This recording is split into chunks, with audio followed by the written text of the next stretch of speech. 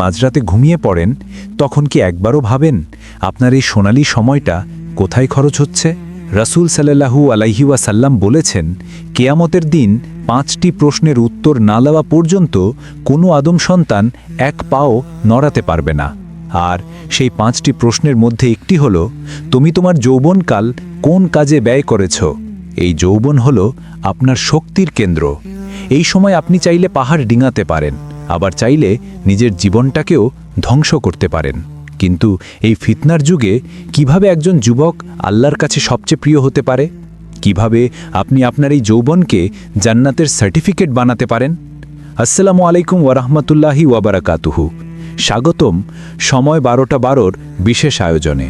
মূল আলোচনা শুরু করার আগে আপনার কাছে একটি ছোট্ট অনুরোধ, আমাদের ইউটিউব চ্যানেলটি সাবস্ক্রাইব করে রাখুন এবং আমাদের ফেসবুক পেজ সময় 12টা 12তে ফলো করে পাশে